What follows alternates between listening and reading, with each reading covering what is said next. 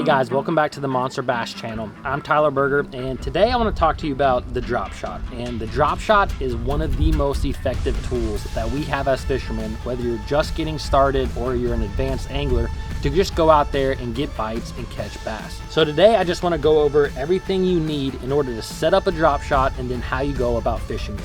So let's first talk about the rod and reel that you're going to use for a drop shot. Now, most of the time you're going to use spinning gear, and that's really best because you're typically using light line with your drop shot, and a spinning rod and reel is going to handle that light line very well. Now, to me, a good rod length is 7 foot. I think you can do just about anything you need to when it comes to drop shot and other finesse techniques with a 7 foot rod. I usually like something that's medium action. You don't want it too stiff, but you also don't want an extremely limber rod. So 7 foot medium action is a great rod and just your favorite spinning reel of choice. Now with the drop shot, I typically run a braided mainline to a fluorocarbon leader. And I'm gonna show you exactly how to set that all up today.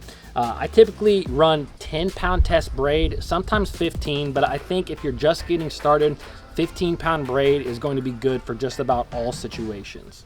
Now when it comes to your leader, I really like 8-pound fluorocarbon line, and you can go down as light as 6-pound or you can even use 10, but 8-pound is just a really good line size that you can use, again, anywhere you go. The reason that I like fluorocarbon line is because it's completely invisible to the fish. And when it comes to fishing a drop shot, typically you're doing this for highly pressured fish or fish that are harder to get to bite, and that's what you want. You want a line that's completely invisible. The other reason is because fluorocarbon is low on stretch, which means it's high on sensitivity, so you can detect those really light bites from bass. So when it comes to tying fluorocarbon to your braided line, there's a lot of different knots that you can use. The biggest thing is just use the one that you're comfortable with. I'm gonna use a simple knot here. It's called the Crazy Alberto, but if there's a different knot that you like to tie, just stick with that.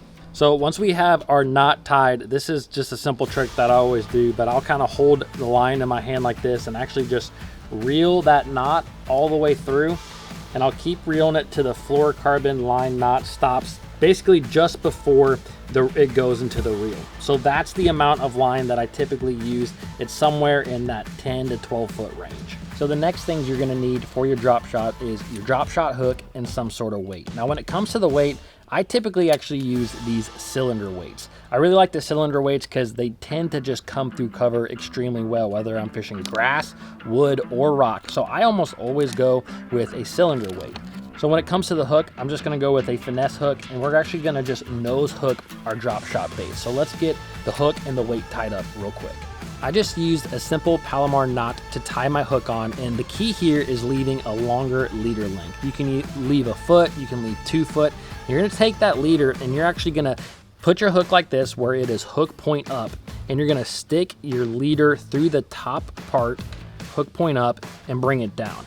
And what that simply does is it keeps that hook when it's on your line pointed up. And that's gonna allow that fish, when you set the hook on that fish, it's gonna get pegged in the top of their mouth, which is exactly where you want it. If it's in the top of the mouth, you're gonna get that fish in the boat 10 out of 10 times, or even on the bank 10 out of 10 times. So the next big part of the drop shot is the leader length. And the leader length is basically between the hook and your weight that's going to be at the bottom. Now today, we're fishing pretty shallow water right now, so I'm actually going with a smaller leader, about 12 inches. But sometimes if I'm fishing in a little bit deeper water, I may bump that up to 18 inches or 20 inches. And I've actually seen that in later summer, a lot of fish will suspend higher in the water column. So in later summer, I tend to go with really long leaders, upwards of 24 inches to 30 inches.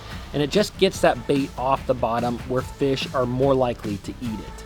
The great thing about a drop shot, you can throw just about anything you want. You know, today I'm selecting some smaller baits, and the reason that I want some of these small baits on my drop shot is, you know, we're targeting some post-spawn bass. Sometimes they can be a little bit finicky when they come off the bed, but there are times of the years where I'll use like a bigger worm on a drop shot. For instance, during the summer, late summer, sometimes I'll use a bigger worm. But today, we're going with more of a finesse approach for our drop shot bait.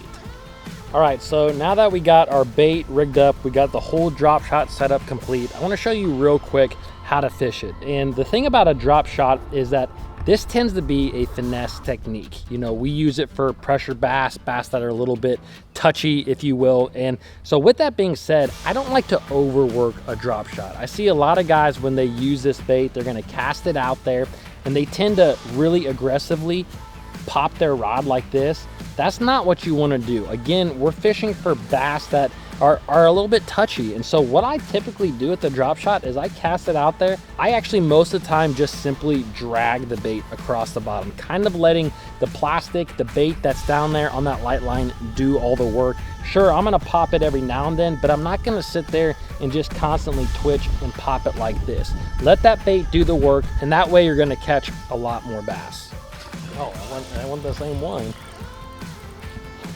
Not a big one, but you gotta love the drop shot. It just catches a lot of fish.